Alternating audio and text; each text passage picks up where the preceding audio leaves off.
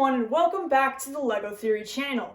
In today's episode, we're going to be covering part 1 of the LEGO timeline. So let's get right into it.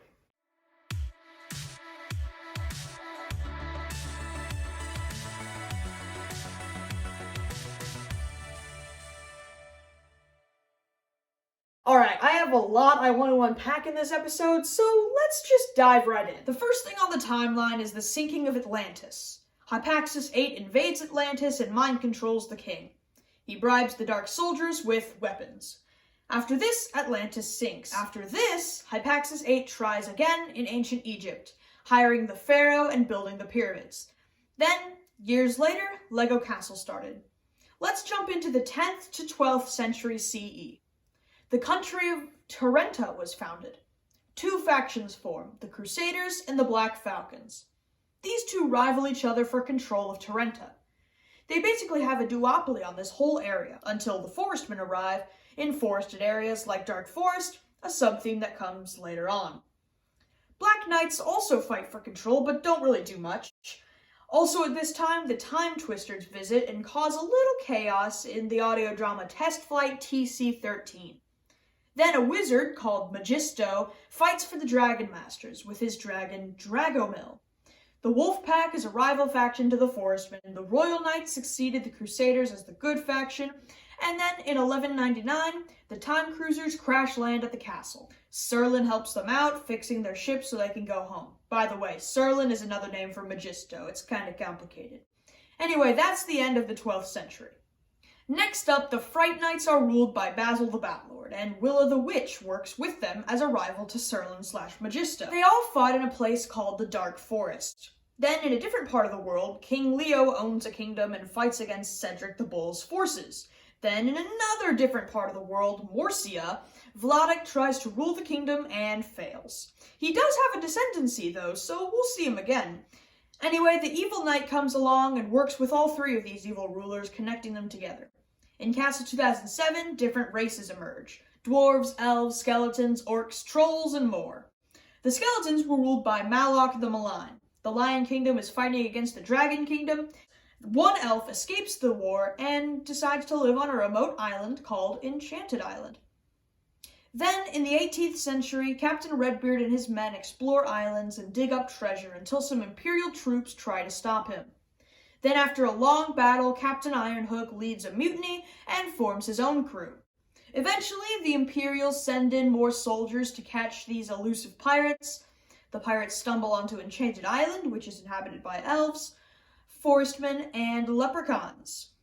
Then, Brickbeard does some thieving, and then we get back to Redbeard, who we all care about.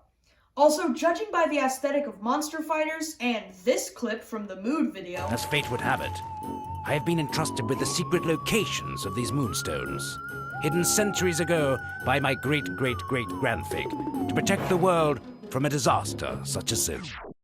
We can assume Rodney Rathbone's great-great-grandfig, or grandfather, hid the moonstones from further use at around this time period. Alright, 20th century time. In 1919, a scientist named Artemis Rhodes finds the pyramid, the one that the aliens built for Amset-Ra, with a map to Atlantis on it. He writes a journal about it. He is then captured at Atlantis, but is saved by his lab assistant. They eventually have kids, and then a granddaughter named Samantha Rhodes, hero of the Atlantis theme. Then, 1920s-ish, Rodney Rathbone and his group of monster fighters try to save the world from monsters. This includes vampires, zombies, werewolves, lagoon creatures, ghosts, and mummies.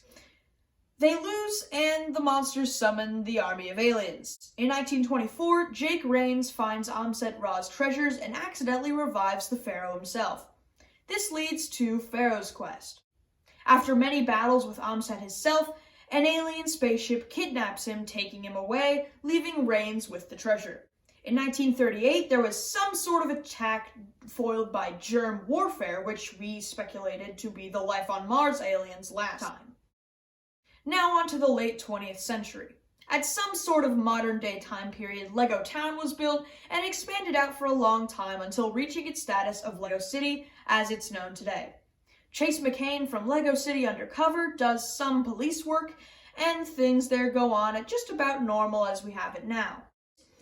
In the early 2000s, Alpha Team emerged and fought against villains such as Ogle, Vladic's descendant from Knight's Kingdom 2. In 2001, life on Mars takes place, and the National Science Board sends a team of astronauts to Mars to explore. They find the first Martians, and they are peaceful. At least, when we see them in this theme. When they return from their adventures, they'll land on Dino Island, and they get attacked by Ogle. Dino Island is actually from Adventurers, which we'll cover next season. Alright folks, that's all for this video. So if you enjoyed it, please check down below and make sure that you're subscribed and that you like this video with notifications on so that you never miss notifications from yours truly. It really helps my channel to grow, especially for Season 2, which I'm very excited about. I'm trying to do a huge quality improvement on my second season, and liking and subscribing will make that so much easier. Thanks guys, and see you in the next episode. Play well and tell great stories.